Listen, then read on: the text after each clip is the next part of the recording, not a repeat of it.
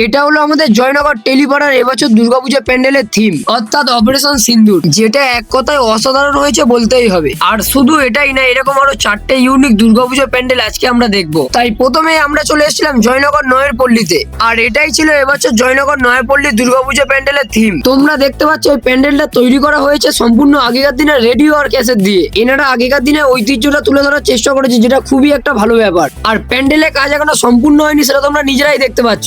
আর এটাকে রেডিও বলা হয় না অন্য কিছু বলা হয়, সেটা তোমরা কেউ জেনে থাকলে আমাকে কমেন্টে জানিও। আর এখন এটা রং করার কাজ চলছে, আর এটা কতটা একবার বড় সেটা তোমরা দেখো।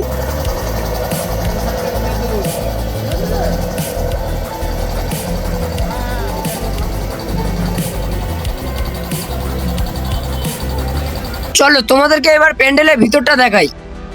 আপাতত প্যান্ডেলের ভিতরটা ঠিক এরকম ছিল, কারণ প্যান্ডেলের কাজ এখনো সম্পূর্ণ কমপ্লিট হয়নি, সেটা তোমরা ভালো করেই জানো।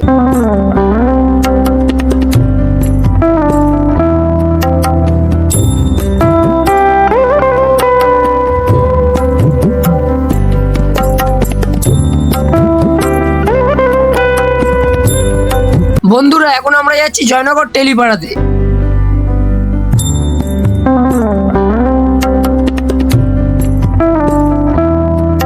এটা হলো জয়নগর টেলিপাড়ার এবছর দুর্গাপূজা প্যান্ডেলের থিম, অর্থাৎ অপারেশন সিন্দুর। আমি তোমাদের সবাইকে একটাই কথা বলবো, জয়নগরে ঠাকুর দেখতে এলে তোমরা সবাই ভাই এখানে একবার এসো। সত্যি কথা ভাই, দারুণ লাগবে তোমাদের প্যান্ডেলটা দেখতে। আর এখানেও এখনো প্যান্ডেলের কাজ পুরোপুরি সম্পূর্ণ হয়নি, সেটা তোমরা নিজেরাই দেখতে পাচ্ছ। চলো তোমাদেরকে এবার প্যান্ডেলের ভিতরটা দেখাই। গাইজ, অপারেশন সিন্দুর এমনি এমনি বলা হয়নি, তেমন কাজও করা হয়েছে, এটা একবার তোমরা দেখো।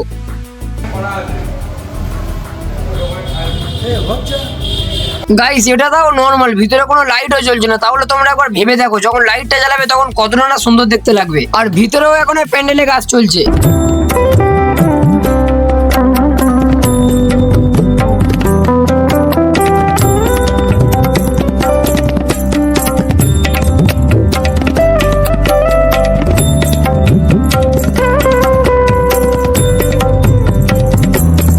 তো যদি ভিডিওটা এত অবধি দেখে থাকো, তাহলে ভিডিওটিকে লাইক করে চ্যানেলটা সাবস্ক্রাইব করে দাও। দেখা হচ্ছে এরকম কোনো নতুন ভিডিওতে।